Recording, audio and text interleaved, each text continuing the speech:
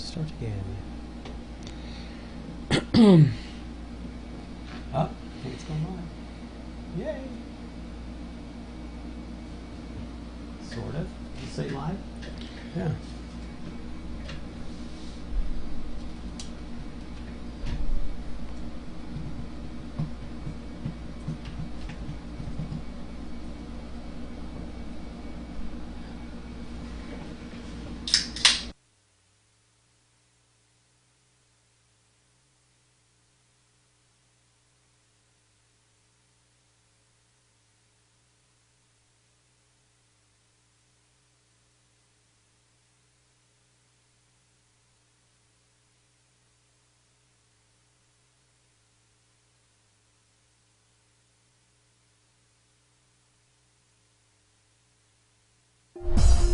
From Del Rio, Texas,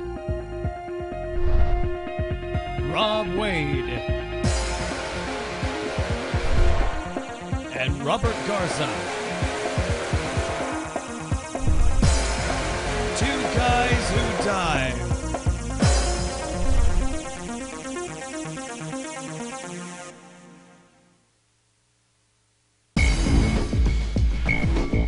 This episode of Two Guys Who Dive, recorded live Saturday, 6 July, 2013, episode 73, Who Says There's Nothing to Do?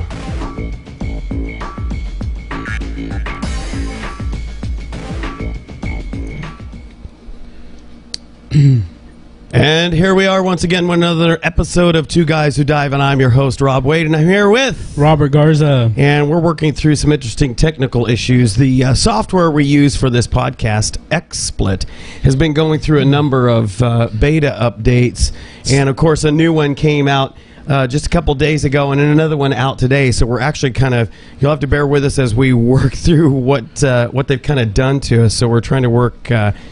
we got some interesting sound challenges. As a matter of fact, if you would go over and kind of turn up the audio a little bit. Okay. On our, we've got in the studio here, we have a server where we can actually watch what you guys are saying. So we can tell, does it sound like it's coming through the microphones and not over like camera microphones? Cool. All right. Yeah, every time they do these updates, of course, I'm anxious because you can turn it back down. So okay, because I'm hearing like this echo in the room. So anyway, we can watch the effect of any changes that we do here. Now there's a huge delay, which is where it can be really annoying. If you've ever called into a radio show or something like that, where they have a 7-second delay or something like that. And you've got your radio up, you'll almost always hear the hosts of the show getting annoyed. It's like, turn your radio down. Yes. Turn your radio down. Yeah, and they'll actually tell you, if you got a TV on or something on in the background, please turn it down because they're getting it's chasing feedback. The echo. Yeah. It's even worse with Ustream TV, which of course is where we're podcasting through. With Ustream TV, their delay gets longer with each commercial. Really? Yes. Wow. I noticed this. We don't really notice it while we're doing the podcast because we're in the middle of the podcast. But we also use Ustream to live stream our church services on Sunday morning. And so I got to observe that. I was working with our media department, and we're working some issues. I was kind of doing some OJT for them, etc. And I noticed, there's only about a 15-second delay or something like that when we first started off the service. And then by the time we got to the end of the service, it was like almost a 3-minute delay. It's like, I watched something going on. I was like, he did that 3 minutes ago. Well, that's not cool. I know, it really gets annoying. So we're kind of adapting that. So obviously, we don't want to hear the echoes in here, but it's good for us to look over at our server to see if we suddenly lose a signal or something like that. Last week, we found out too late, unfortunately, that even though I clicked on the button that tells this to start podcasting, and this actually does two things at one time, which is really cool because it saves a lot of processing cycles. You can set an option to record, or you can set an option to broadcast, and you can set them both at the same time. But when you do that as two separate settings, it just eats the processor, even as fast a processor as I have on this new machine. But when you go into your configuration for whatever channel, in this case the Ustream channel that we're using for Two Guys Who Dive, there's an option there to say record while you're podcasting, and that cuts in half the processor and memory load compared to if you set the two settings from the main menu. Right, which is something that you had figured out we were doing during the first earlier right, because we were just killing my old computer. We're like, it's maxed out. Well, there you go. Right. Yeah, but anybody who's technical knows that any kind of update may fix one thing, but it may break something else. So, as we're going to touch on a little bit, so and that's just the nature of the game. It's job security. Yeah, exactly. Built-in obsolescence and job security. That's how they work. Job security. That's why it's done that way, guys. Exactly. You really want to know, that's what it is. Yep. They don't. It's not accidental. No. So I say all that to say, last week when we started the podcast, it should have been recording the show and podcasting at the same time. And as far as the indicators I get at the top of the screen here, it acts like it's podcasting. It shows how many frames it's encoded, right? Because it's encoding as it pumps it out to you, and then it's also recording onto the hard disk. Well, for all intents and purposes, it looked like it was podcasting, and we found out after or during the show that nobody was getting the signal. And unfortunately, but it recorded, so that was no problem. We just upload that to YouTube, so you can see it after the fact. So we were here, last week, okay? That's right, even if you weren't. And we know who you are. Yes. And we're going to send the NSA after you. Exactly. We've got copies, okay? We got email bugs. We know exactly what you were doing. We know who you are. We are like that with the NSA. Yeah. Snowden is a good friend of mine. That's right. No, I take that back. No kidding. I take that back, NSA. I don't know who he is. And they come busting in the studio and they take you away and change. I do not know the individual, so I take that back. I do not know that individual. But yeah, so... I was reading about that guy, speaking of that dude. He's been granted asylum in... 2 different countries now. Yeah, Nicaragua. Yeah, and Venezuela. And Venezuela. We knew that he was going to go to Venezuela. Yeah. And then even though Hugo Chavez had died. I also read something that was kind of disturbing. That lady, the one who was the Russian spy that we kicked out. Oh, yeah. Said that she'd marry him. Oh, yeah, I saw that deal. It's like she tweeted him. She tweeted him. Will you marry me? I'll marry, yeah. That's whack. I mean, she was an attractive woman, but but I'm like, okay, what kind of publicity stunt is this? Yeah, she's trying to get famous because she shifted from being clearly a spy to not having a job at all. Well, no, she's now doing modeling and all that stuff. So she's traded that in. Oh gosh! Hey, well, she traded in her 15 minutes fame for another 30 minutes or something. There you go. Anyway. Yeah. Sorry, we are late with the podcast today. It's been an interesting, challenging day.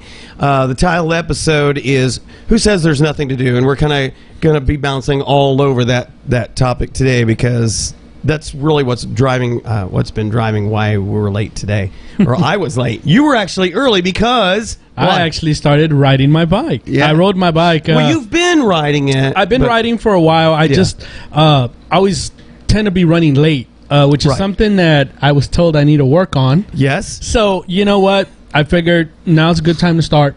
So, and in a healthy way. It is. No less. Yeah. So I rode my bike down here, and I was thinking, okay, it's going to take me a while.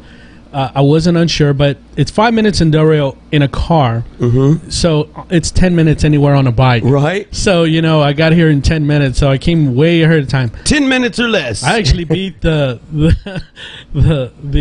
beat Rob down here, actually. Yes, he did. So, but it's a good thing. So there's, I rode my bike, which is something to do. Yes, absolutely. As a matter of fact, that is a very popular pastime around here, or hobby, or sport, or however you want to call it. because the base does a lot every year. They do this the adventure race. Adventure race. Yeah. So it involves bike riding amongst other things, but I see people doing the distance riding all the time around here. Yeah, it is really nice. I mean, Del Rio is small. It's not what you would consider a congested place. Right. So, like I said, anywhere in Del Rio, you can get pretty much, if you're moving in a slow speed, 15 minutes. Yep. Anywhere in Del Rio. So it's nice. It's a nice small commuter town if you want to consider it that way. You can ride a bike to work, which I recommend if you have that luxury. Right. But like Robert mentioned, the base and stuff. I mean, the guys that are over there that do that stuff, they're like hardcore. No kidding. Oh gosh, I mean, they spend insane amounts of money on the bikes. I would like to get to that caliber, but probably I'm not there. Yeah. I like riding, but I'm not a competitive rider. You're not eating up with it yet. Yeah, not even close. I mean, I do ride, but I'd rather, if I look at a bike, I'd rather buy some other stuff. But you're looking like $4,000. I know. I was going to say, it costs more when you really go crazy with it, when you really want to do that stuff. I think it costs way more to get into the bike riding than it does into scuba diving. It does. If I'm going to invest $4,000 in something, it's going to be in a compressor or something. There you go. Or a super, like a full color wireless computer for the But no kidding. Again, there are some health conscious people that want to ride bikes, and that's great. Sure. But just ride, Not only that, it will also help the economy too, because the fuel, Yeah. So I think it's ridiculous paying all that for what we pay for gas. I think we should all just go on strike, ride our bikes, buy a motorcycle, buy some. Well, if our president would just quit standing in the way of we need pipelines. There have been, I was just watching today on the news, they were talking about, all the fracking and the shale oil that has been discovered is insane amounts. It's like they estimate now, of course the estimates are what they are. They estimate that there is more oil domestically through the shale oil and fracking than is available over in the Middle Eastern countries. And the only thing stopping us is we lack refining capacity, and that's because the EPA. Oh, I hate the EPA. Yeah. The EPA and the rest of the federal government, both parties have been guilty of this, have slowed down or put so much restriction on refineries from starting up. It's not only becomes cost prohibitive, but becomes such a bureaucratic nightmare that people aren't building refineries. We need more refineries to access the oil that we can, not just in the United States, but also from Canada. And so we got this pipeline we're trying to get, and the EPA and Obama and the rest of the federal government is standing in the way of that. We can get to the oil. We just can't get it from where it's at to the refineries and get to more refineries. I'm like, if we got that would make us more independent. So it would be less of a national security risk, and the price would start dropping. I wonder if that's a political thing. It's kind of like, what, you gave me money, or you did some kind of political favor for me. Yeah. So what I'll do is I'll continue dumping our money into your country. All I got to say is Solyndra. Solyndra. There were those crawling out of the woodwork. Solyndra was the most well known. That was a big solar company that was given tons of money as part of TARP and stimulus, and then they folded. And there were others that were like this, and there's all these renewable energy sources, and I'm not against those, but those aren't where they need to be. The private sector needs to drive those things, because where there's money, that's where you're going to see acceleration. There are tons of startups every day. I was watching a show on Bloomberg television talking about women to watch, and they were talking about women in the tech industry and where they're going and everything. It was really amazing to hear their thoughts and the challenges they have.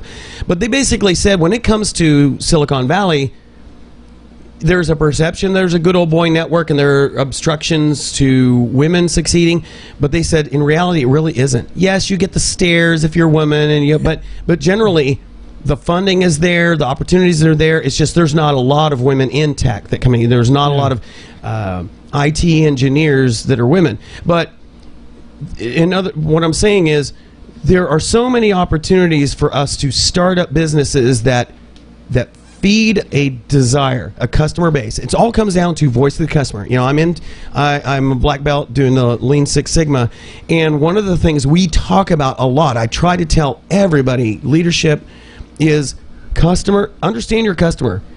Understand who your customer is, and then get the voice of the customer. Yeah. What do they want?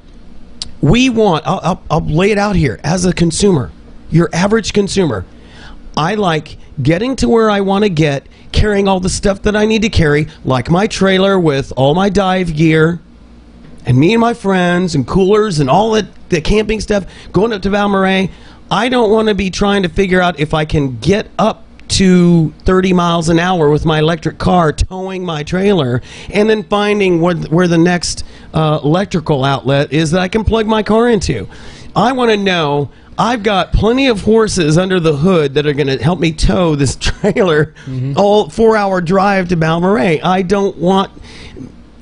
There is no energy source that can replace that right now. Right. Don't sell me something. Don't force me to do something, to use something, to buy something that steps me backward. If I lose capability, you've not given me something of value. Well, my biggest thing is when all of a sudden they were like, when the EPA says, you know, or I don't think it was EPA, it was one of them said, okay, look, we need fuel economy on cars to be able to get at least 20 miles a gallon. Okay. At least. Yeah. Okay, because most trucks were at 13, 14 or whatever. They're pretty beautiful. They were bad. And then all of a sudden, within 4 months, Ford comes out with a V6 engine for a truck that's got the horsepower of a V8, and it'll get you 23 miles to a gallon. Yeah. Within 4 months. Yeah. Which means the technology was already there. Why are they holding off on it? The consumer. If we demand it, you know, if you build it, they will come. No, if we demand it, they will build it. Yeah. You know, you look at what all the manufacturers went through as the prices quickly escalated. You know, we were seeing $40 a barrel for gas for crude oil for the longest time, and then suddenly it doubled to $80, and then it was well over $100 a barrel. And so the gas prices, refined gas prices, followed along suit with that. Okay. What happened? People stopped buying. They started selling their big gas-guzzling vehicles, and they started looking for the little Priuses and these little cars that want these little vehicles that want to be cars when they grow up. Yeah, those little wee cars, those smart cars. Exactly. And so that's where they were going with. Well, then they said, okay, if we want to get people to buy the bigger vehicles again, we need to step up. So you saw gas mileage has improved even more. Now it's your average gas mileage is now over 30 miles to a gallon. Right. Whereas before, not too long before, it was 20. So let the customers drive it. And that's where you will see the innovation come. That's where you'll see businesses come up with something new, and they'll push that. Solar, wind, all of that stuff will come of age when people can get what they want out of it. But right now, there is nothing that can power my car like a gas engine. There's nothing that can get me where I want to go over the distance I want to travel between fill-ups or recharges or whatever the mechanism is to refuel, and as quickly, carrying the kind of load I want to carry. Right. The day they come up with something that replaces that, okay. And it needs to be as economical as far as the cost. It's got to look cool too. Well, that's true. That's true. I've only seen one electric car that actually looks cool, but it does. You know, like all the other What ones. car is that? The Tesla. Oh, okay. They have a Tesla sporty version, and it looks like a miniature Corvette kind of. It's pretty sharp looking, but again, you can't get very far on it. Yeah. You know. To me, I still think these hybrid cars and everything else, I think they're nice. Will I ever get one? I don't know. Not one of the current crop, that's for sure. No, definitely not. I'm still, even though I like the mileage that my vehicle gets, I'm still looking. So you're driving, what is it again? It's a Chevy Malibu. Okay, yeah. But it gets me like 34 miles to a gallon, which is awesome. But I'm still looking for a truck. You know, I think I need a truck. So I'm looking for something around that range. I don't know, some kind of sport utility vehicle, maybe kind of like, you know, something. But we'll see, I guess, where it goes. Right. But anyway. So back to the whole bike riding thing. So you found it to your advantage to... Yeah, couple. I need to be somewhere with I can get exercise while doing it. Right. You know what? It was kind of a nice day, even though it is hot. I just make sure I packed some hydration in my backpack. Right. And moseyed on out over here. You moseyed on a bike. Wouldn't that be kind of fast for a mosey? It was, but I figured, what? From here, I'll just go ahead and do my normal ride and get a nice ride out of it. Back in the day, many years ago when I was active duty military here back in the 80s, one of the airmen that worked for me while I was stationed here active duty, he and I used to be into the bike riding. So in the afternoons, typically, we would go riding all over the place. He lived up at Camino del Rey apartments, he and his wife. And so we would I would either ride my bike up to him or I would throw it in the back of the Camaro. I had a Z28 with the T-tops and it was great. I loved that car. Throw that in the back and then ride up there. And then from there, we would plot our course. We'd go all over town. We'd go out your way and everything, go up towards the lake. Yeah.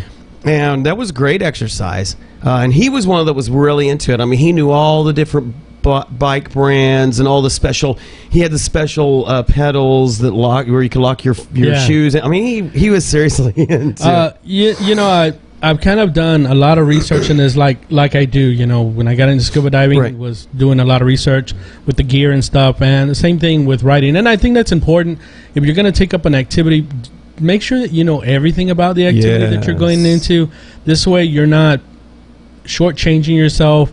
Like I have a friend. I'll change the subject real quick, but I have a friend who started the CrossFit training. Oh yeah, and there with the CrossFit, they're actually showing you proper technique on how to lift, so that you don't hurt yourself and stuff. Yeah. So he took one up and actually did some research. Found some literature and stuff. Started reading on some of the stuff just to make sure that the instructors at these CrossFit centers are actually doing the proper thing. Yeah, doing the right thing.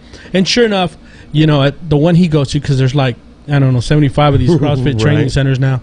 The one he is going to is actually doing the proper training.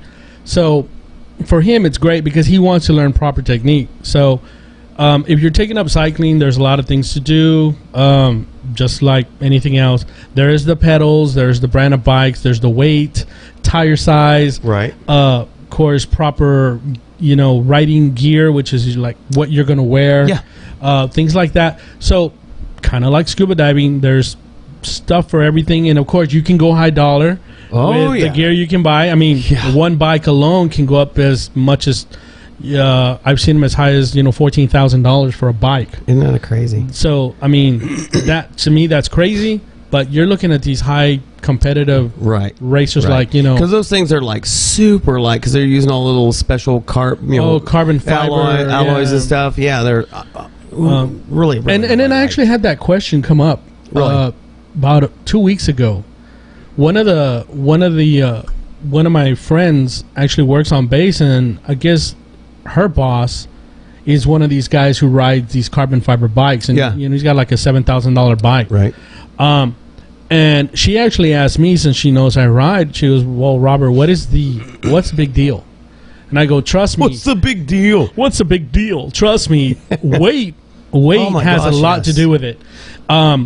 When you're going up a hill and you're lugging a bike that's an alloy frame or just even an aluminum frame bike, it weighs. Okay, it's heavy.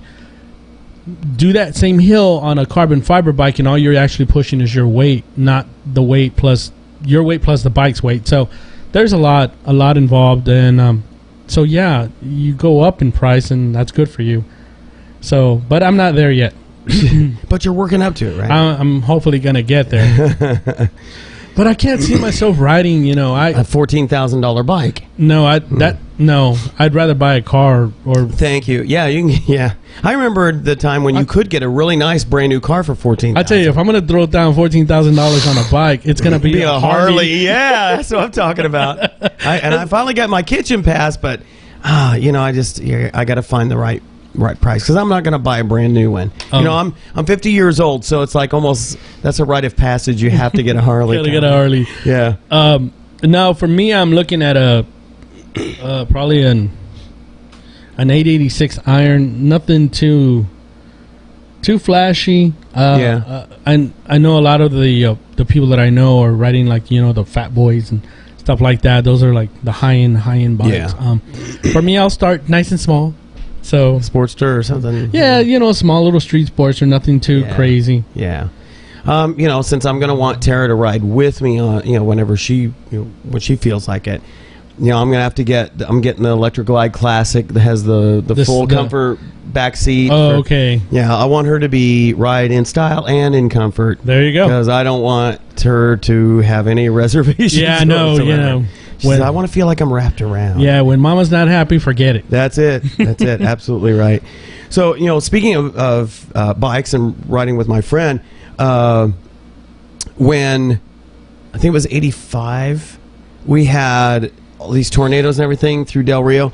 My buddy and I, we were riding. We were all over town. We were actually out by the First Baptist Church there off of Bedell, close to Bedell, by Kenny Corner from True Value. Okay. And it was nice. It was kind of windy and overcast. It was very busy clouds.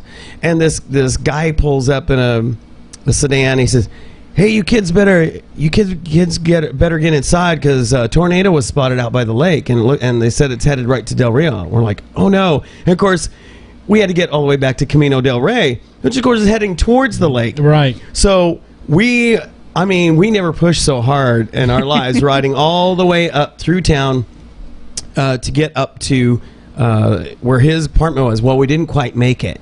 We got to, we were up on what was then Avenue F, now it's Veterans. We were up there and just coming to where the car wash is.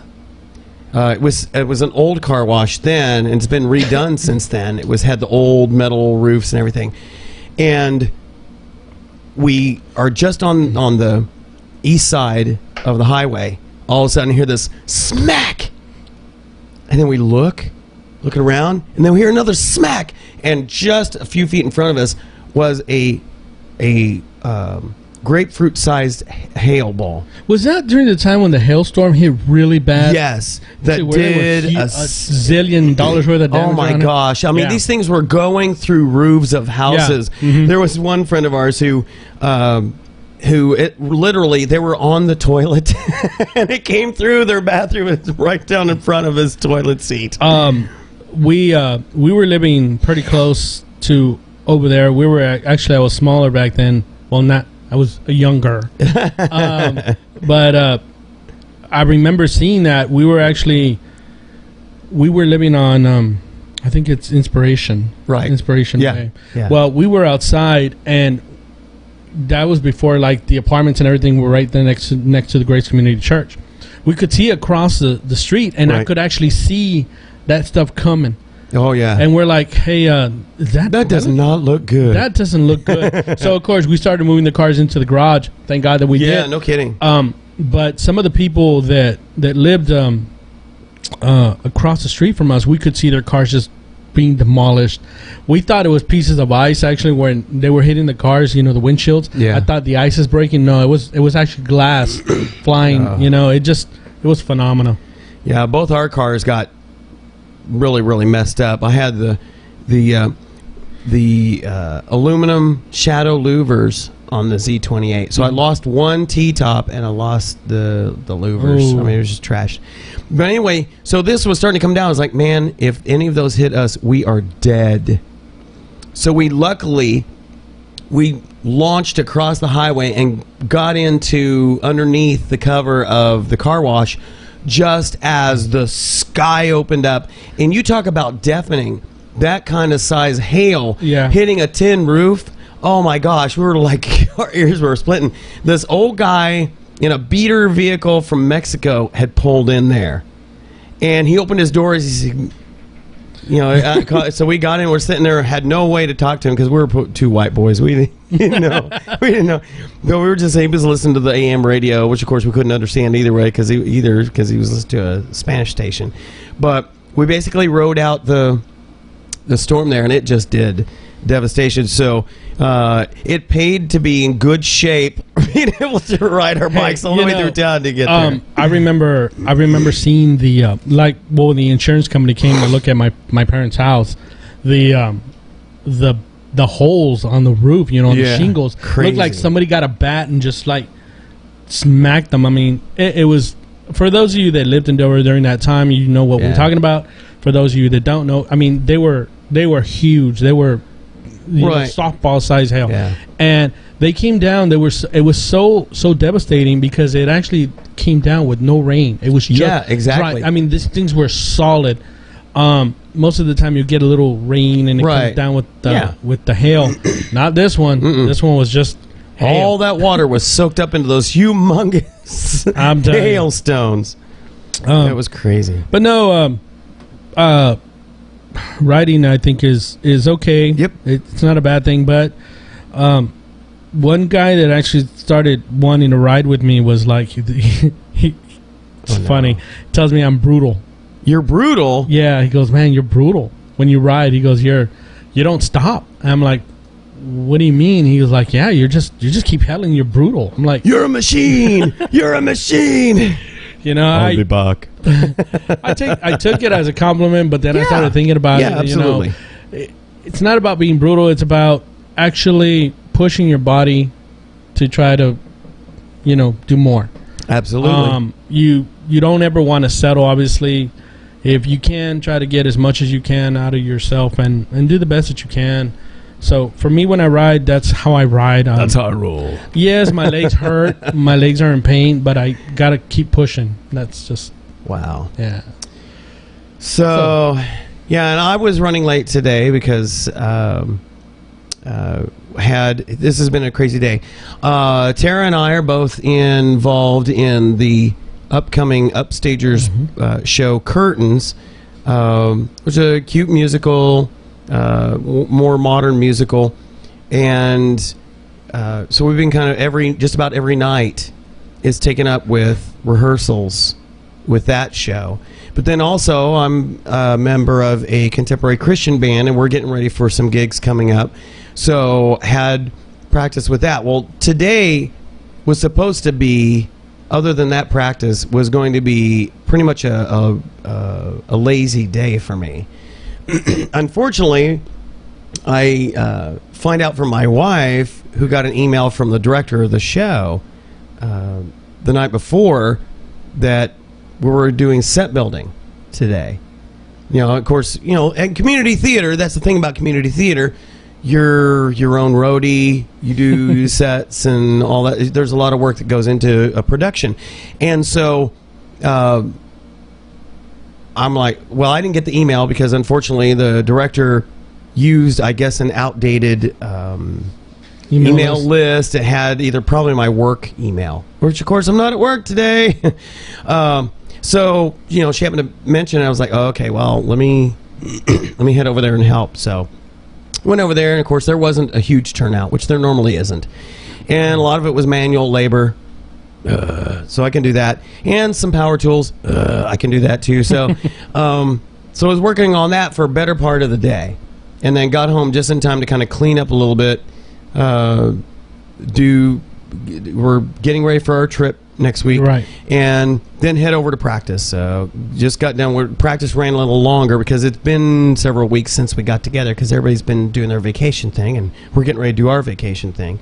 So I finished that up late, and then rushed over here trying to get stuff together. But see, we get tired of hearing people that come to this area. The Del Rio is a small community.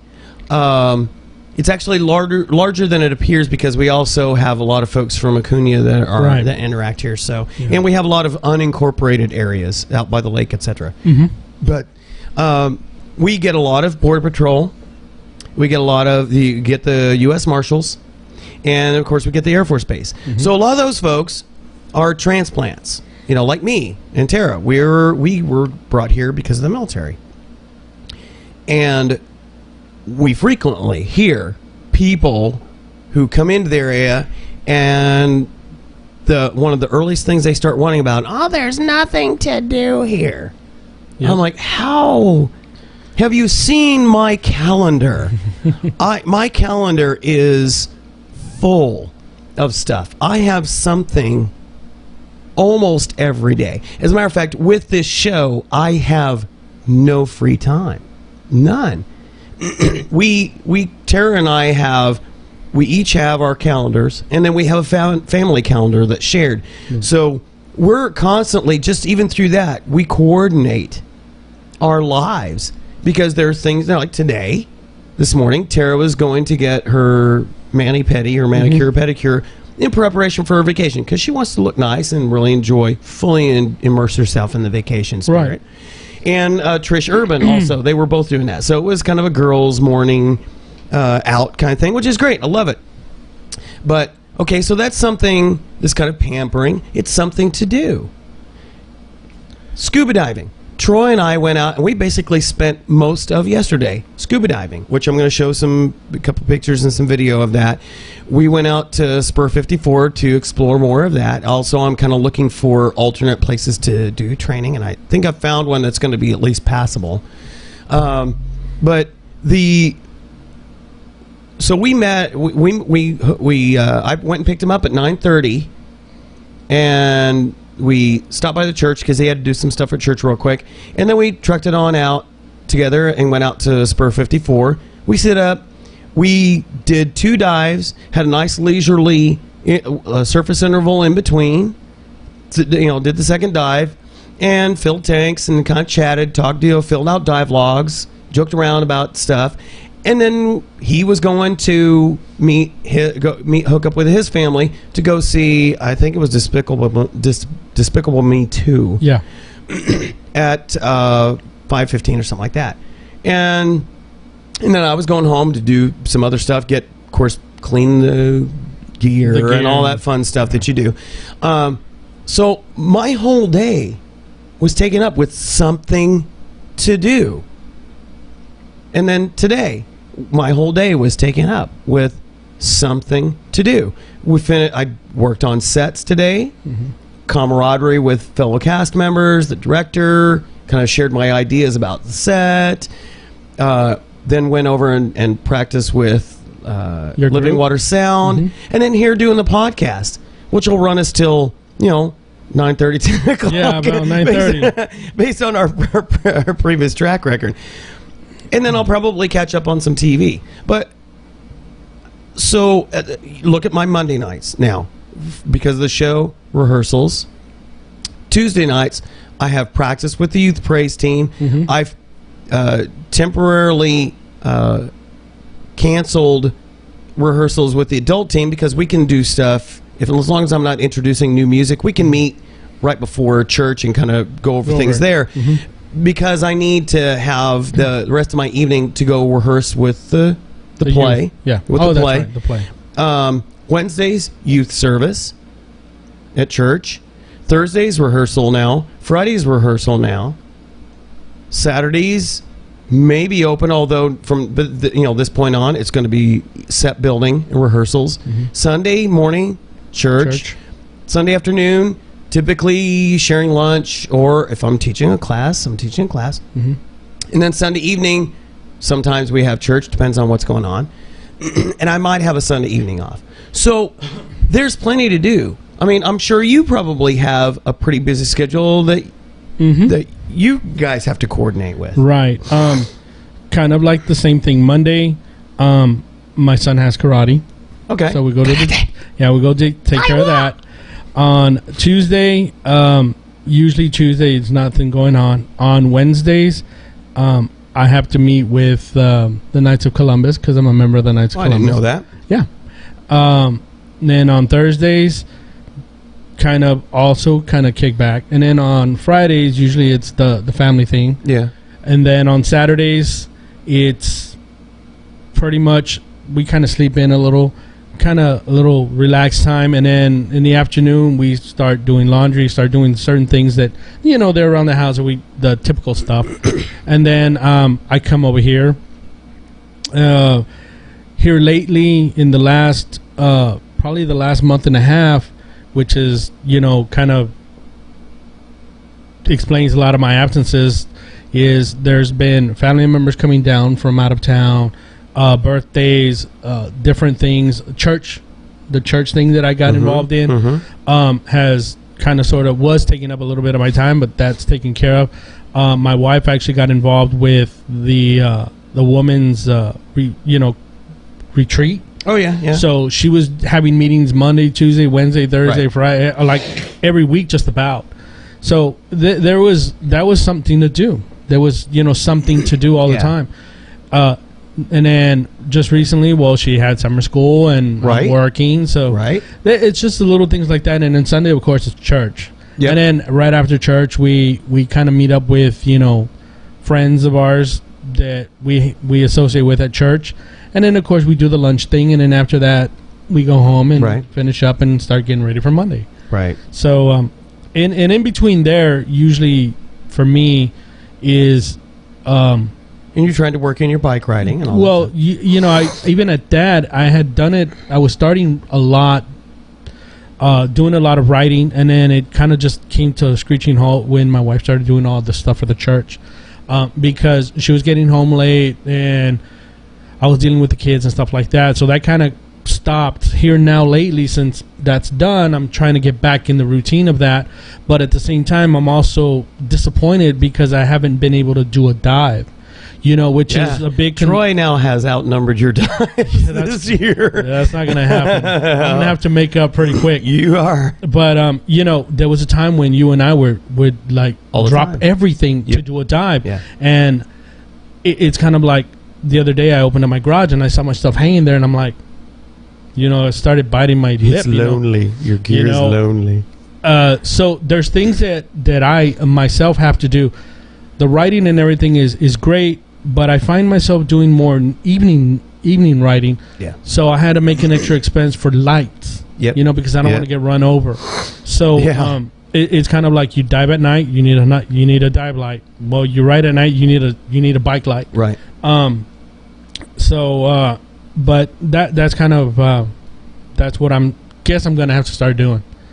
So, yep, need to get you out there because we had a great time. As a matter of fact, let me go ahead and roll the video. Let me show you a couple of pictures. I was like, the interesting thing about diving at Lake Amistad is you never know what you're going to find. You dive in Governor's Landing, which puts you basically around the Highway 90 bridge and the railroad bridge. Well, a lot of vehicles, trucks with stuff piled in the bed of the truck, barely trapped down, fly out, and they end up in Lake Amistad. So you end up cruising along there on a dive, and you find umbrellas and stuff like that. Well, I'm still constantly amazed at the different places I go, what I find there. Some things are not so amazing, but just how they got there and are sitting there, just you kind of go like, oh wow, that was kind of an interesting. It was almost like it was posed there. So we got out there. We're cruising along. I'm looking for. Yep. I'm looking for a place to teach the next class, and I'm like, what is this horseshoe thing? And it's a toilet seat. I'm like, this is out by Spur 454. There are no houses around.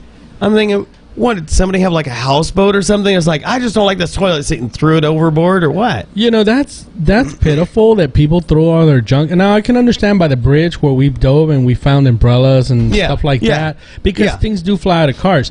But That's not gonna fly out of anything, you know. That was deliberately thrown right there. And then cruised along and saw. Oh gosh, the evil. You have to run. I mean, it was almost looked like it was posed there. I mean, the way they think, obviously they were trying to fish, and they got it hooked around this tree down there. But I mean, it's so funny. It just it stood out at me because that greenish yellow and the way it just kind of. You see how it's suspended. That was like, wow, that's so cool. I got to get a picture of this. But, okay, so on to some of the video. If I can get it to show here. Hello. I tell you, I'm not real happy with the latest updates to this software. To the software. There we go. There we go. A little lag, but we're there. Yeah.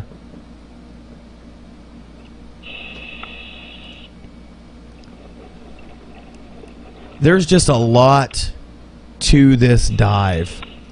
On this dive I had the camera, and so we were kind of cruising along. And then the second dive we did, we stayed on the surface and went all the way down to the opposite end of the wall, and then descended all down to 50 feet because we wanted to keep a shallower dive. And then we just basically followed that along, headed back towards the dive flag. That's a nice looking wall, though. It is. It really is. It's kind of. Yeah. It's all right. Yeah.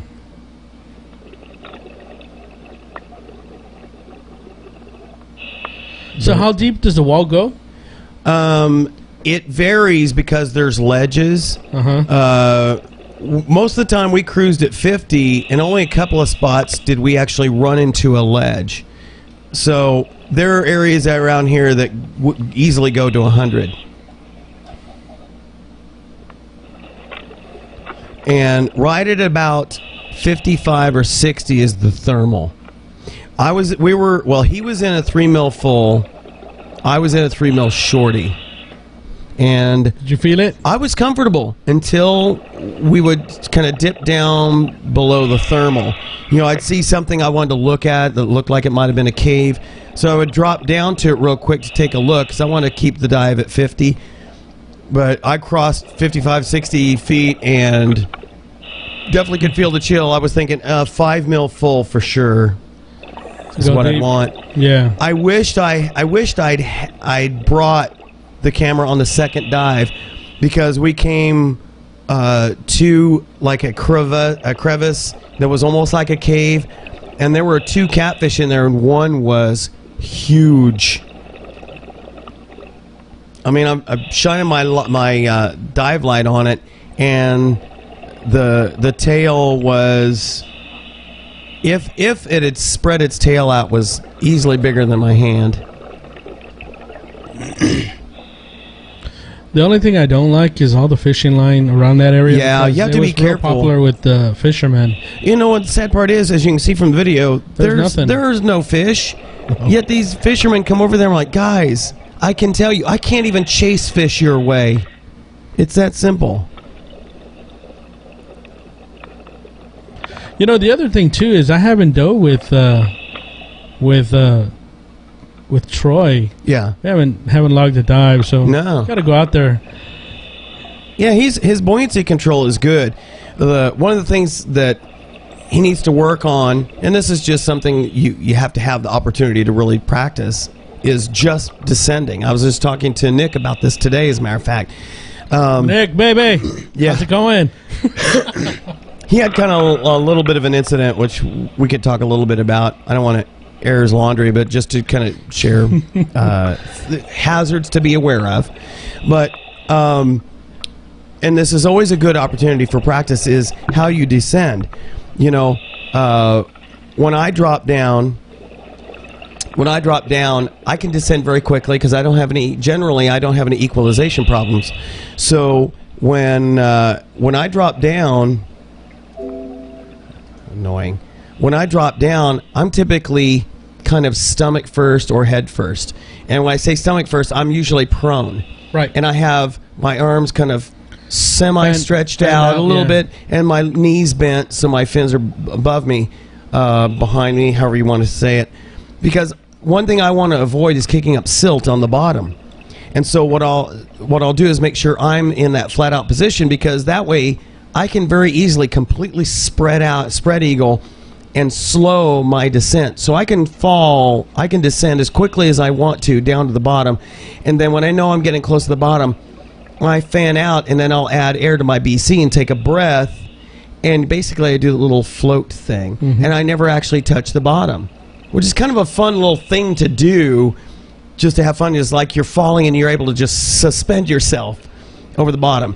Meanwhile, I'm with other divers who they may have good buoyancy control, but they haven't mastered the descent yet. So they're coming down and they're not quite comfortable in their own skin, so they want to be in a certain position. So they're flailing as they're descending to try and get their feet underneath them, and they're kicking. So they hit the bottom and it's all plume. Yeah. So the idea is to get to where you're comfortable in any position. That you don't have to be upright, you don't have to be prone, you can be upside down, whatever, but you've got a sense for what your body's doing, so that you know when you need to arrest your descent. And so that's one of the things I'm hoping to work with him on, because he's totally into it. Now that he's got his own gear, he is all.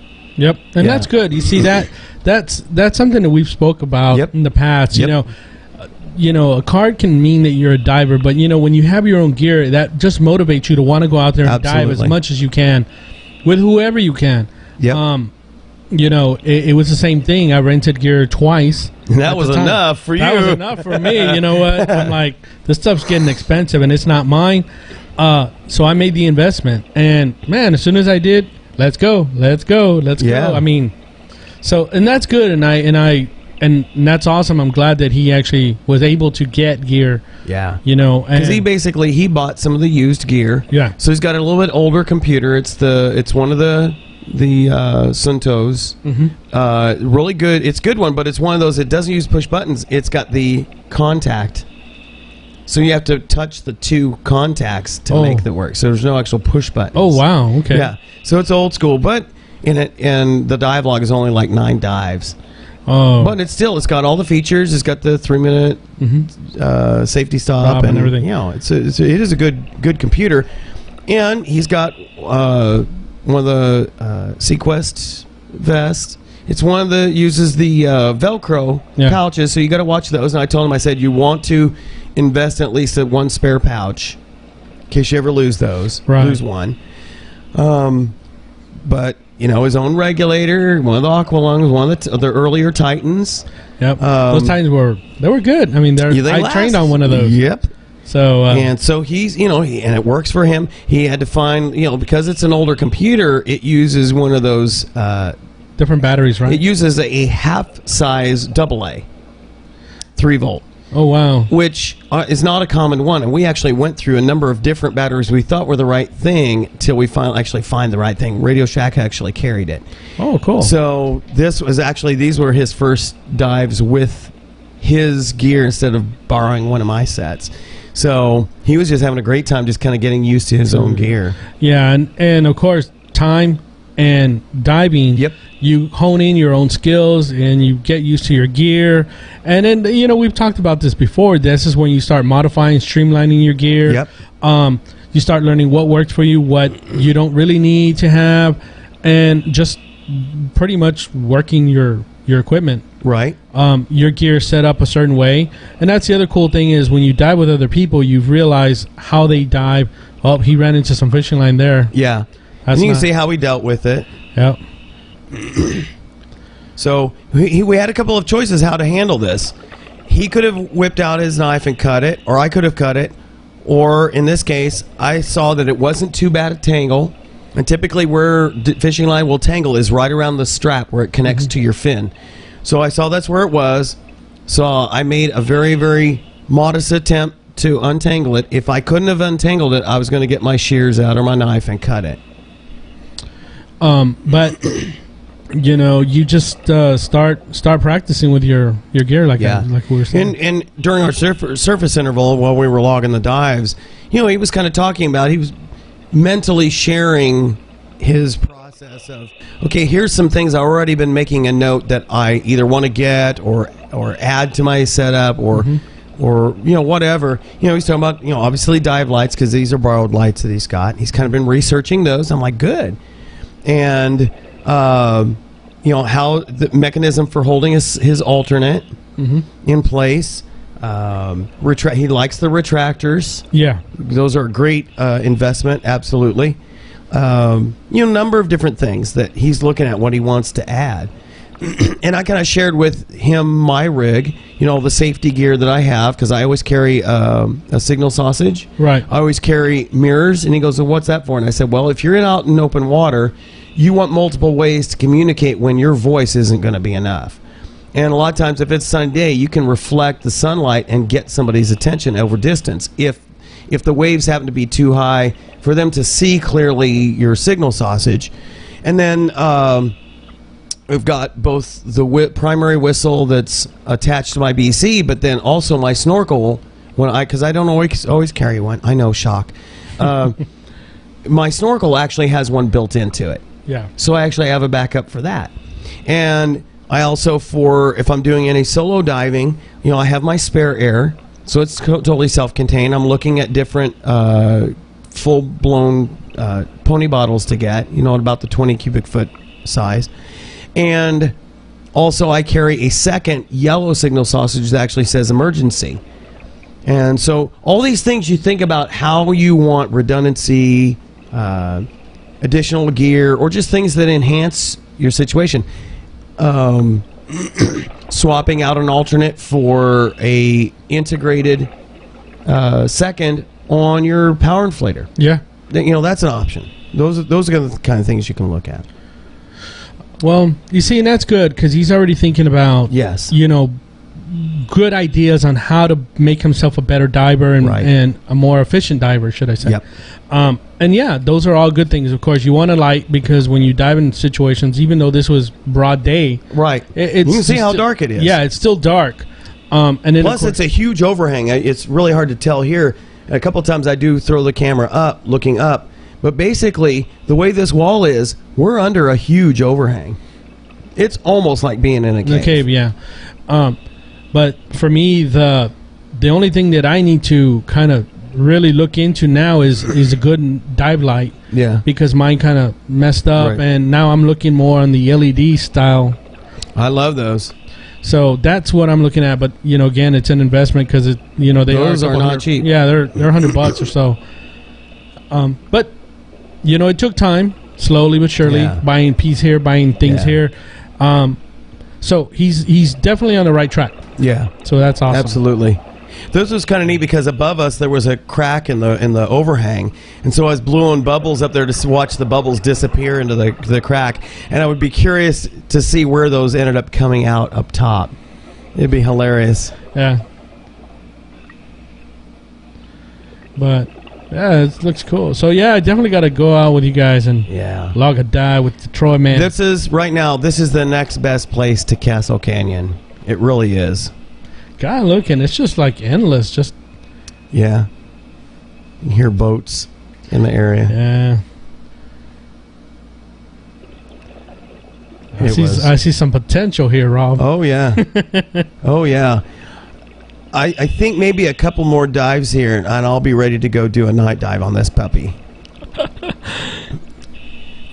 I want to check out a few more features and kind of push the depths a little bit. And definitely want to do that with experienced divers, and definitely with the 5 mil full. Look, I actually saw a fish, a little perch. I just definitely need to find that time, and we go out there and just let's see where this thing goes. Yeah. But yeah, maybe, I don't know. You say it's cold with a 5 mil, maybe a 7 mil. Well, no. It's comfortable with the 5 mil. With the 3 mil, it definitely gets chilly. But we went down to a few weeks ago. We went down to 70 feet with a 5 mil, and I was perfectly comfortable. You were fine. Yeah, okay. Perfectly comfortable. You're a little more warm tempered than I am.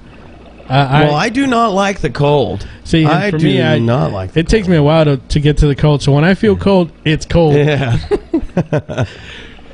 I remember doing a dive at the cliffs. Remember that one time we were in shorties and we went down about that was a mistake. That was freezing. It was was a mistake. It was 100 feet.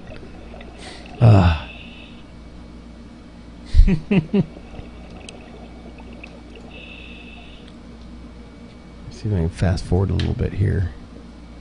Here we go.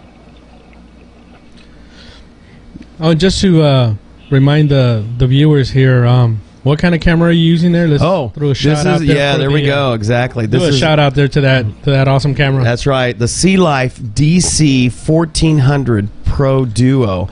And you can get it just the Pro, which means it has the camera in the case, but without the two lights. Mm-hmm. You can get the one that you can also get it with just the video light, which is a 3 LED light, and that's what you see lighting all this up. This is all lit up just using that light. I'm not using my regular pistol grip light.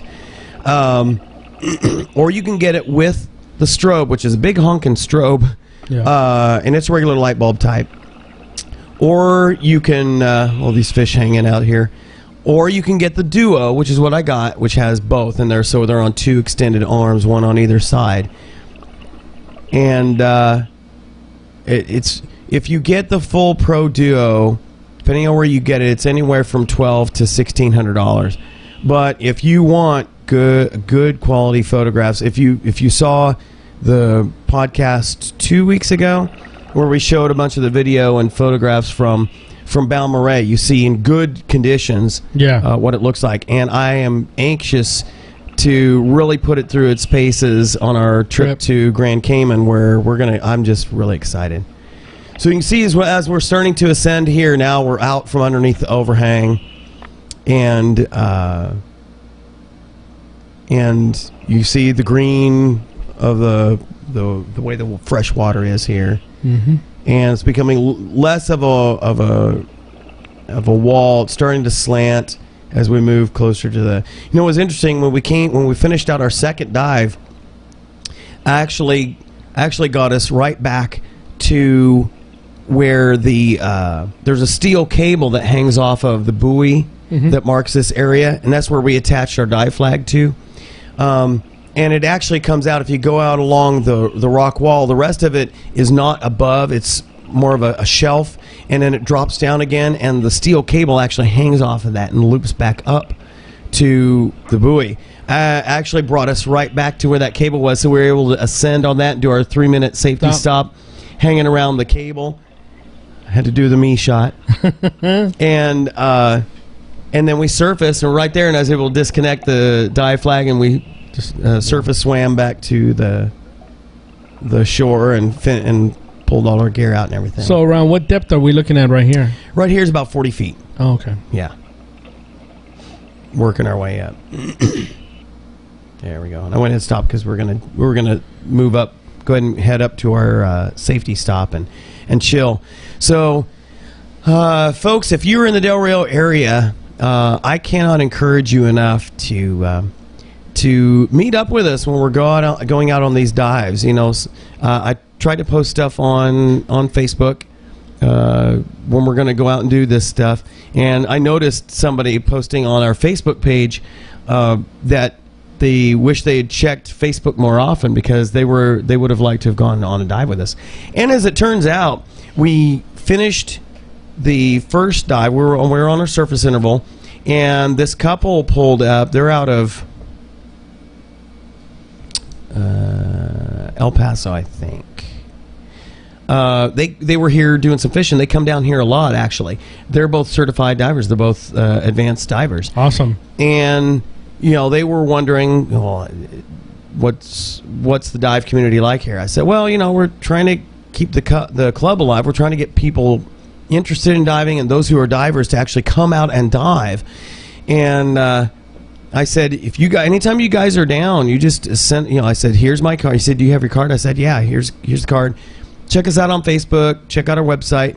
Anytime you guys are coming down, if you're looking to do some diving, because you know they like to bring their boat, and I'm like, boat dives are great. Yeah, bring it. Yeah, I said, give me a shout or post something on Facebook when you're coming down, what you want to do. I said, we'll roll the trailer. We'll come out here. We'll do some dives. I said, this is a pretty good spot. I said, visibility is kind of crappy right now, but if you don't mind that, if you don't freak out over relatively low visibility, I said, really, this is a better place. This is the best place we've found that's shore accessible right now to go dive in. I've since this is most of the water that we dive in, or that I dive in, I've kind of gotten used to the way the visibility is. So I'm like, not a freshwater snob or whatever, or a saltwater snob. Yeah. But when you do dive in areas like in Balmaray and stuff where the visibility is, much better, it's 1,000 times better. Right. You just tend to dive more relaxed. Yeah. Like I can see, so I'm not like freaking out. For me, it's like, wow, it's like I can just relax because my skills have gotten so honed with little visibility that now when I can see what I'm doing, it's just like, I can actually enjoy. Yeah, like Balmaray. Exactly, I can enjoy it. So to me, I like diving there because it's more of keeping your skills up. We talked about that. And man, I can't even get in the water, but I so wish we could do more of the rescue diver training, to get more familiar with that. But I just got to get myself back in the water. Yeah, first, you really do. So like I said, Troy's been he's fully fired up. Matter of fact, he starts. There we go. Oh, Midland. Troy jumped into the chat room here. They were from Midland. Oh, that's right. We still can't remember their names for some reason. The Midlanders. Midlanders, yeah. But the thing is deciding that you can set some time aside, and it's like planning everything else. When you've got a busy schedule, you have to just decide, I'm gonna plug this in. Troy now is fired up, and he starts a new job this week, working for Middle Rio Grande Development Council, and he's going to be working with their GPS mapping and stuff like that for the 911 system and everything. So he's excited because there's a lot of tech opportunities for him, as well as applying lean tools, lean philosophy. But that's also going to, and the nice thing is it's a typical 9 to 5 day, because he likes his weekends. Yeah. So he's all fired up because now he's setting his organization. He's setting his priorities. He's going to arrange things to allow him to take advantage of this. Now, he's obviously, because he's got a family, a big family, he's not going to turn the family into dive orphans or dive widows or anything like we used to do with the gaming. Yeah. But he's fired up. He's got his gear. He's planning to work that into a regular part of his time. Right. And because he's very busy. Again, anybody who goes around saying there's nothing to do, they're just not trying, or they've got such a limited things in their life that they qualify as something to do, like getting drunk and going out to clubs. For me, and I'm not trying to use this as a crutch or anything, but when I was actually in the classroom, it was easier for me. In other words, I had that arranged, Yeah. Now your planning was everything was easy. Exactly. Now, since I've gotten back into the actual law enforcement aspect of things, now I understand why people who are in law enforcement that we know don't dive very much, because you just don't have the energy. You're just tired. Yeah. The little time you do have, you just kind of want to stay away from anything. I just want to be on the couch watching TV and relaxing. Yeah. I'm on my feet all day and stuff like that. It's a little different, but for me, it's more of an excuse that I'm kind of making, and that's ultimately what it is. I have the gear. Do I have the time? Yes. The time I do have, I don't want to give it up to go do something. In other words, it's just a series of things. I think it's could be, I don't know. I think it's a lot of it is my weight, my health. To try to get back into shape, this is actually one way to do it. Oh yeah. So. Troy will tell you. But there was a time when you and I were like knocking it out all the time. And I think back about that time, and it was kind of like, man, I could actually carry all my gear down those rocks and carry them back up, no problem. But I'll tell you, I wouldn't even do it now. That's why I was like, when I had my the class weekend before last, and we went out there, and I said, we walked all the way down to the little platform, and I said, this is really almost not even safe to walk down, much less carry gear. I said, this would be exhausting. And I said, let's go somewhere else. And so we ended up going to Governor's Landing, which was much more accessible, but it was just horrible diving. So I've kind of found a halfway between at a little cove area there at Spur 54. So I think it's going to be passable, at least for the last few classes this year. But it's still good exercise, especially where Troy and I were letting in. We were both commenting, man, you get some good exercise, even though that's better than the cove right now for accessibility. It's still you're carrying, because we were typically just putting our gear on up at the trailer and then walking down with it and then walking back up with it. I said, your glutes get a serious workout. Yeah. I have to admit, I got buns of steel from carrying the gear up and down that thing. When you do that a couple of times, when you were doing classes back to back, there at the Cove, man, that incline, that was tough. Oh, yeah. I would have to take a break. Remember, I was like, I'm going to rest a little bit. Yeah. You get tired. You really truly get tired. But it is, that's why part of why we're so hungry at the end of the dive. And I still wish that marketplace. Oh, God. They had awesome hamburgers. Oh, it was great. That was and it was a nice, comfortable area, air conditioned, to just sit down and relax, kind of finish up the dive logs or other paperwork and just eat and relax. It was great. Do a 45-minute dive and a 2-hour stay there. Yeah. It was great. Awesome. It was awesome. But yeah, definitely got to get back out there. I'm kind of making excuses for myself when I just need to just get up and get out there and get it done. In some cases, it's one of those things where you have to just go ahead and plan that like everything else. It's kind of like, okay, there's a movie, for instance, next weekend is Pacific Rim opens. Mm-hmm. Now we have our dive trip that we're leaving. We're flying out of San Antonio at dark 30. So we have to decide, there's probably going to be play rehearsal. So can we squirrel in seeing that movie? If we do, it would have to be a late show.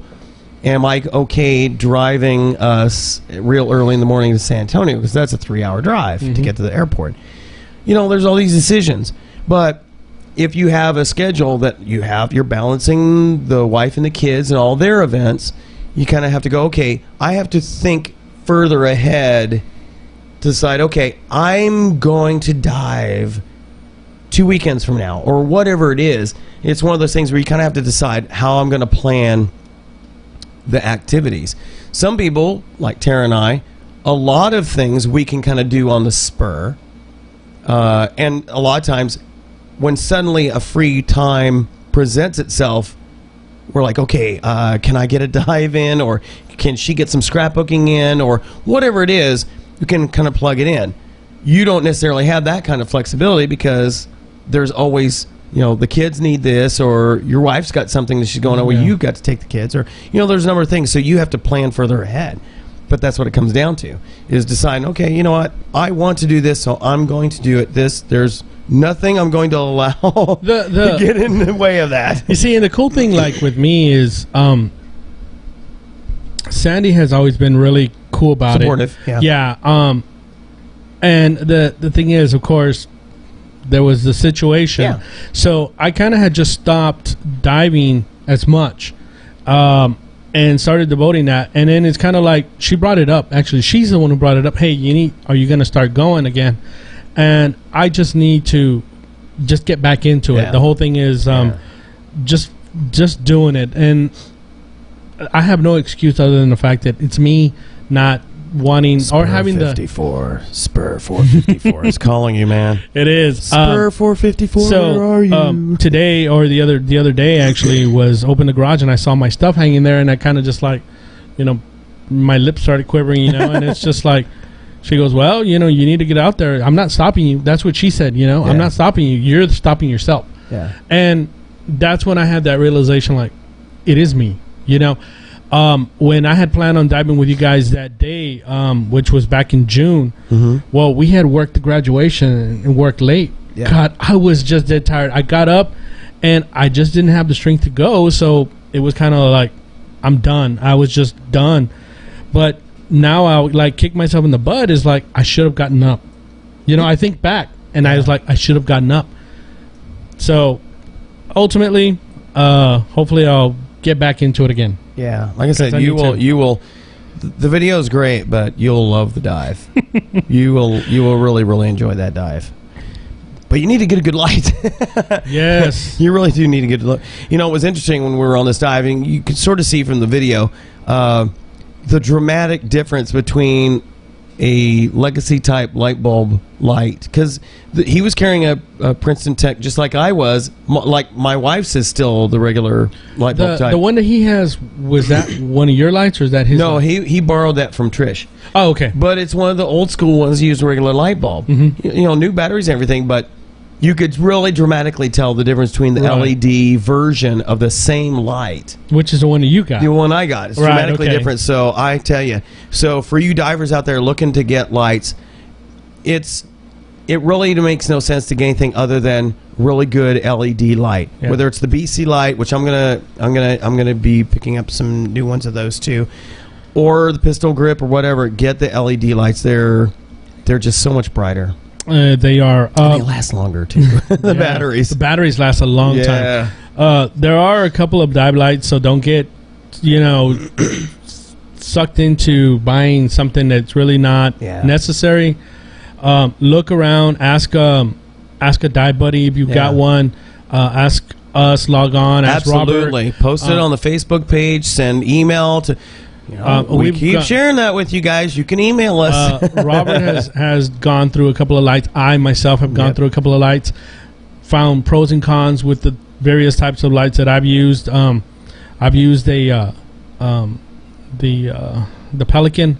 Remember that light cannon that I borrowed from one of my friends? That thing was huge, but God, it had a great it had a good spotlight that it was real huge.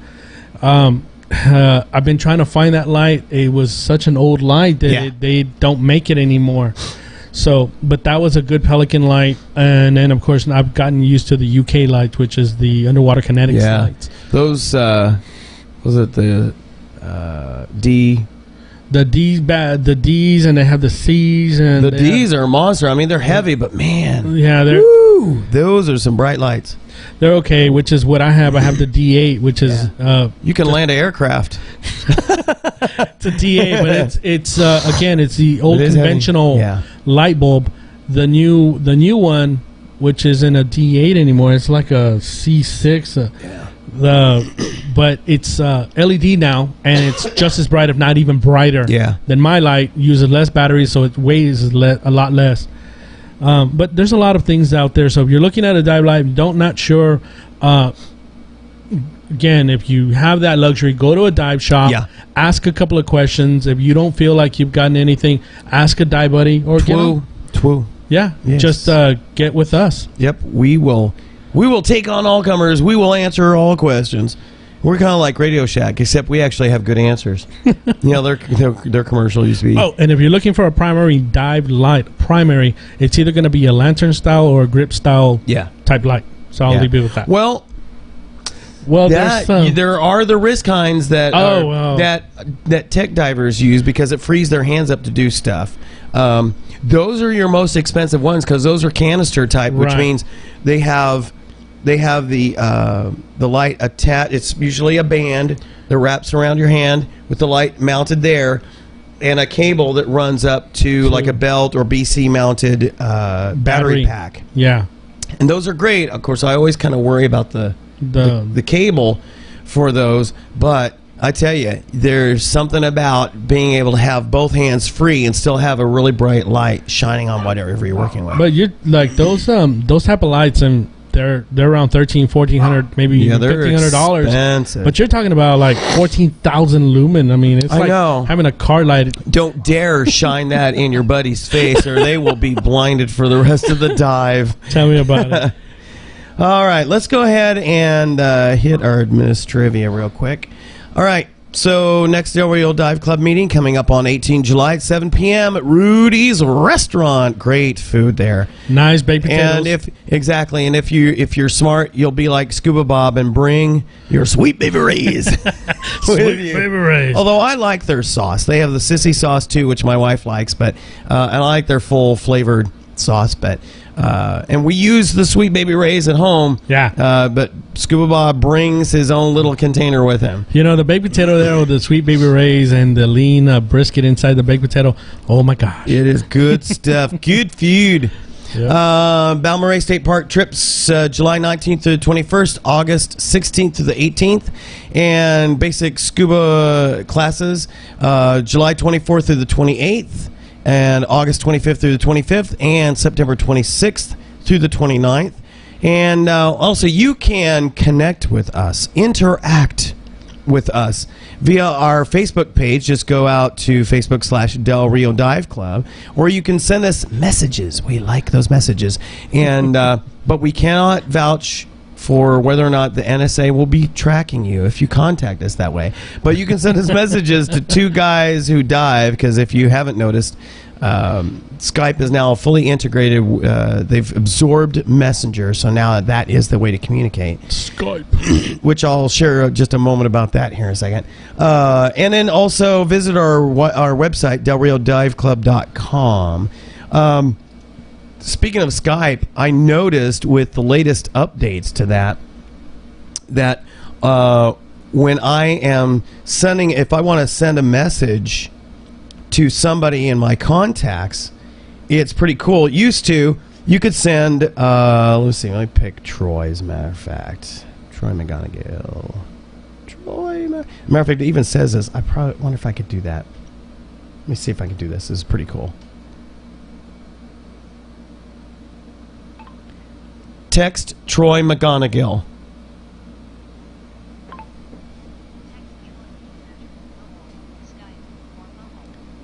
Can't really hear it because I had the volume down. It says texting Troy McGonigal, Skype or mobile. Wow. So I'll cancel that. But so I was like, wait a minute, what? I noticed that after one of the latest updates to Skype, and I'm like, wait a minute, what? I had to do it again because like that's got to be an accident. So they fully integrated it now, so I can voice text somebody to Skype or to just regular SMS. I'm like, they're slowly bringing all of this stuff together. I'm like, that is too cool. Yep. And Troy's saying I'm a sleepy baby. Oh, were you yawning? I don't know. Was I yawning right I don't know. I don't think so. Maybe I was. Or maybe, I don't know. So when are we adding Scoob Mac to the social media contact info? Scoob Mac. Scoob Mac. Is that his Scuba name? Mac? Scuba Mac. Is that his name? I'm Scuba Dog. You're Scuba Dog. He's Scuba Mac. You need to, if you're going to be added to this, we need to expand it to Three Guys Who Dive, and you need to be more regular. Three Guys Who Dive. That's hilarious. But anyway, I thought that was a pretty cool update. That totally, and there was no heads up that was coming. Oh, that's cool.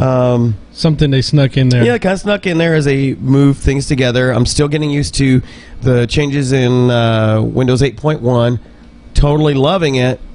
Finding a couple of, one minor flaw that's kind of an annoyance, but as far as pinning things to the start, but loving it so far. I just Troy had finally, he updated one of his machines to 8.1, and then he updated one of the other ones, and he got to see in action how it then within just a few minutes it synchronizes even your start screen. It moves it, and it will automatically, you can disable this, but it will automatically install apps that were on one to synchronize it with the other. So if I install, I only have to install it one place. Yeah. And then it'll install everywhere. I'm like, cool. This is awesome. This is something that we used to complain about when I was a technician is, doing like updates for 300 machines. You have to go out there and physically touch all the machines. So how do you do it? And of course they brought in all kinds of like servers to try to do the same and all this, to try to update all at once. And then the ultimate deal was they brought in those little boxes. What are those little terminal boxes? Oh yeah, like the banks use. So you only update the server and it pushes it out to all the devices. Yeah, good and bad. For me, the touching of all the machines I think was the best. Although it was a pain. Yeah. Especially when you have like a lab full of computers that you have to touch. But still, I preferred that over, those terminal services, those terminal boxes, because when the server goes down, they all go down, as opposed to, okay, well, one machine's not working, not a problem, move over to the next one. That was the old thin client. But now with software as a service, that is becoming... that's becoming the norm now. That's where really Microsoft is really pushing stuff, and now that's where you see Troy saying, "You sleepy baby," based on your explanation of not showing up for the dive that morning. I was tired. I really was tired. Ultimately, like I mentioned earlier, it wasn't so much of an excuse, more than my lack of will to just want to get up. I just didn't want to do it. It was just one of those days that you just wake up, and I don't know if you ever have these days to where you just don't want to go to work. Every day. You have to. You have to. That's happening every day with my current job. You have to, but there just comes that one day that's like, I really just want to relax. Yeah. And that was that day. Unfortunately, I had something planned, and I let down a lot of people. So my apologies to everybody who... you and Troy and everybody else that should have been there. But ultimately, there's no excuse other than the fact that I just didn't have the willpower to get up. So don't worry, Troy. We'll hit the water sometime soon. But anyway, back to what we were talking about. The ability to do one thing on one device and it starts to mirror itself across others really comes in handy, especially for a network, but just as an individual user who happens to use multiple devices. We've talked about this before. For me, I'm already fully enjoying totally ubiquitous access to my data. When they went to Office 2013, I basically went ahead and did the subscription to Office 365. So now we have access on 5 machines for that subscription to Office 365. It makes it so much easier, and they do all these updates to it, and you can still use things offline. Okay, the 365 or whatever, you buy the subscription, right? Yeah. So it's like because I'm still running the old version of Office. The client version. Yeah. But is it like, are you paying for the license, or is you only pay for one and you're able to access it on multiple devices? For instance, I use my account, so I log in and I say, okay, I'm purchasing this license. I'm purchasing the subscription. I'm subscribing to Office 365. Now, basically, there's a little applet that you install. You log in, and from the device that you want installed to, and it throws that applet on there and basically puts all of your stuff on the start screen there. So you can. It's now available for anybody who uses that machine. So it's not tied to you, other than you have basically granted. What in the world? Is that fireworks? I think so. These stupid kids. I wish they would outlaw fireworks. I hate them. The idea is you've subscribed to it, and you're now granting permission for a workstation based on the computer name to access Office 365. So on our main studio computer, on this laptop, on my work machine over there on Tara's laptop. It's now accessible. So she's using it, logged in as herself. It's just that I've granted permission for that workstation to be one of the... And you can go into the website and you can see all the workstations you've allowed that you've allowed it. So you could get the subscription and put it on your machine. So Sandy could access on her machine, and she wouldn't have to... So it's not like in the old days, like, you can only put it on one machine, and then you would need to buy another one or another license for another machine. Interesting. You should bring that particular question up. Troy says let you off the hook. I guess the delay must be really huge. Okay. Well, thank you, Troy. The prior to 2013, you could install Office on one computer and one alternate device. Typically, it was a desktop and a laptop. Right. You were allowed to do that as long as you weren't using them at the same time, which most people aren't, although we are. Yeah.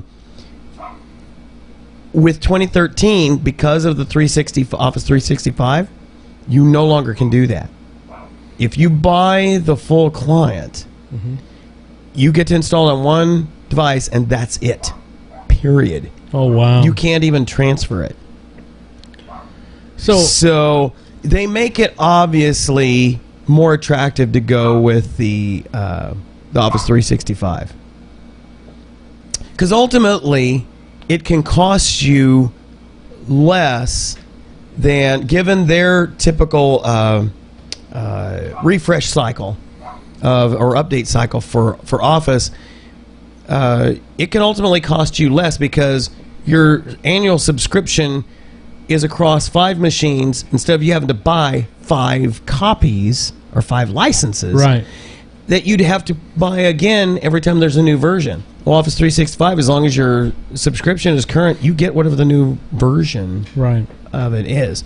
Now, having said that, they keep expanding the features on the free Office products that are accessible if you have an Outlook.com account.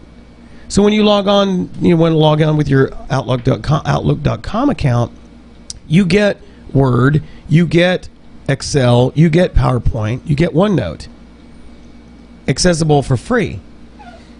And they keep adding more features to it. As a matter of fact, they just added the ability to edit PDF files. Oh, that is cool. I was like, what? Wait, what? There you go. Now you don't need to buy the full version of Acrobat. Thank you very much. Because I hate that's like Adobe. $200. I know. I hate Adobe anyway.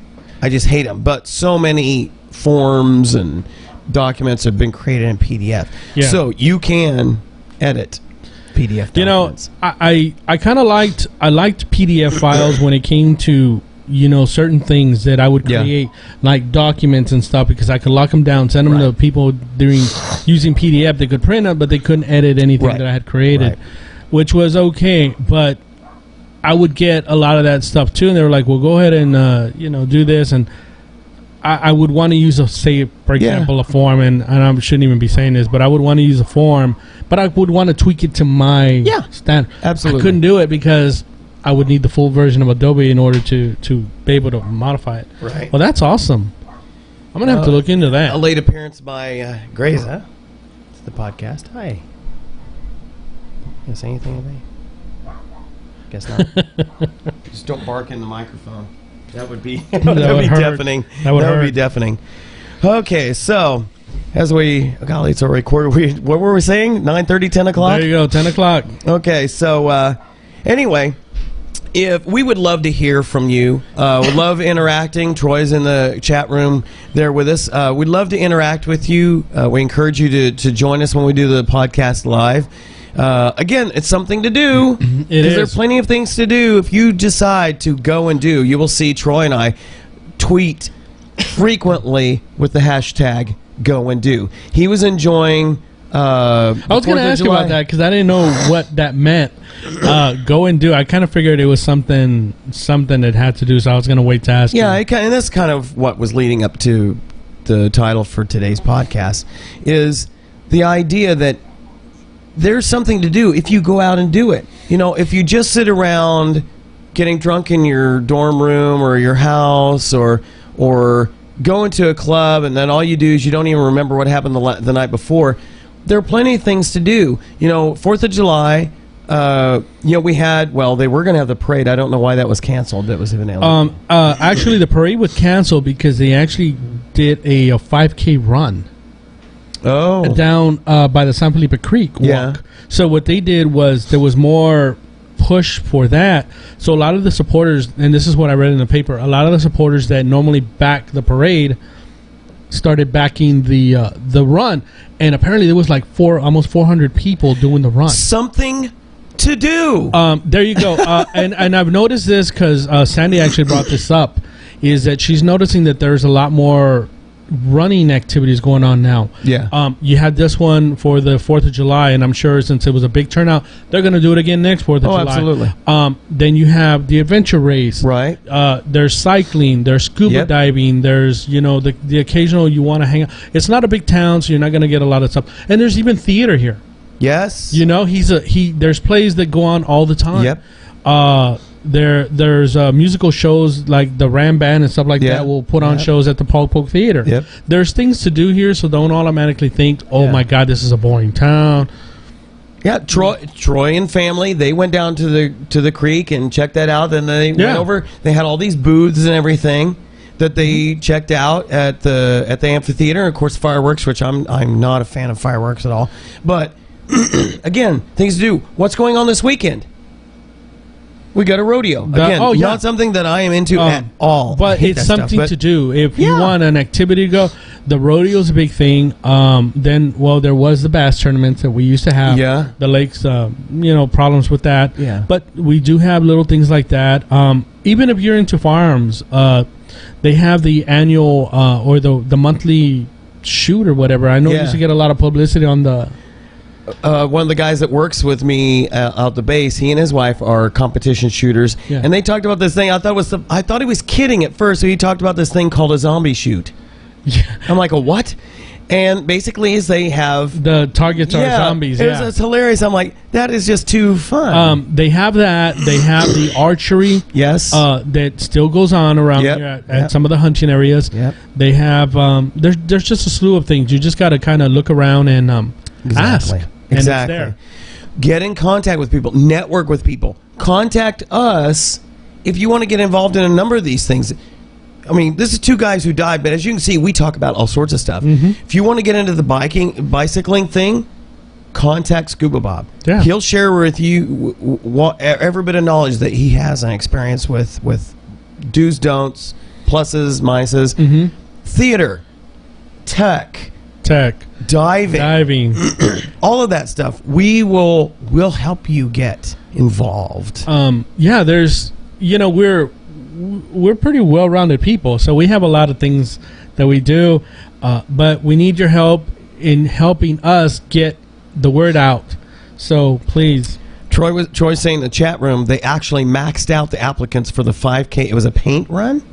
Yeah, they painted themselves up. That's correct. They painted themselves up with just normal paint, so they were all covered with paint. It looked pretty neat, though. Wow. But there was a bunch of people doing it. I know that 500 plus people. Yeah. They were turning folks away. It was crazy. It's amazing. It was crazy.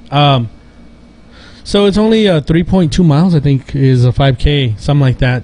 People did it in 30 minutes. Yeah. But it's something to do. I'm into the low impact stuff. Although really climbing up and down a steep hill with scuba gear is not quite in the low impact. I think that'd be in the high impact category. Or at least medium impact.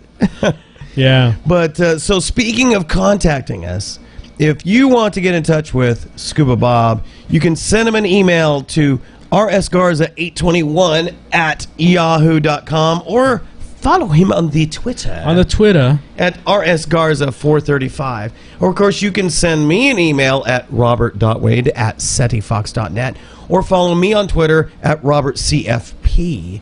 And, of course, we shared with you earlier how you can contact us as a whole via our Facebook page or jump on our website, contact us there, or send us a message through Skype, Two Guys Who Dive.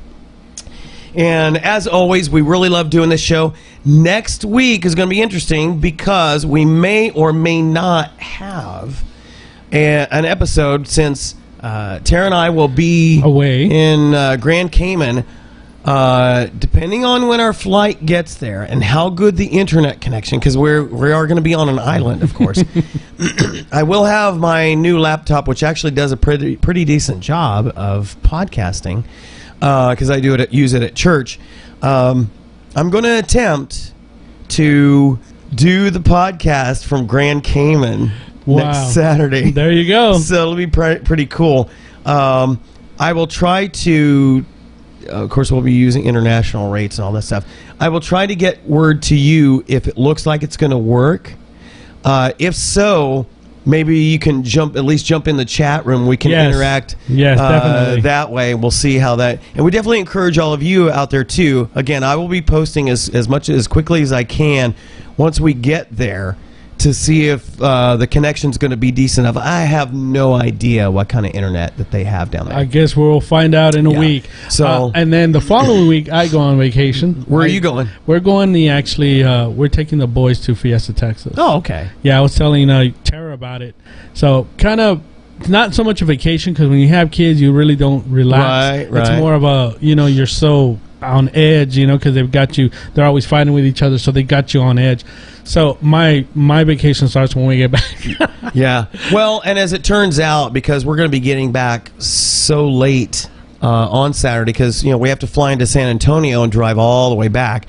There's probably no chance that we'll get back in time to do a podcast on the 20th. So we will definitely not be doing one there. If I could pull it off, I'd probably be so exhausted I'd be falling asleep on the microphone. No, it's that would be depriving our audience of a good show. Yeah. We don't want to do substandard shows. We're doing everything we can to slowly improve the show here, because we're now in HD.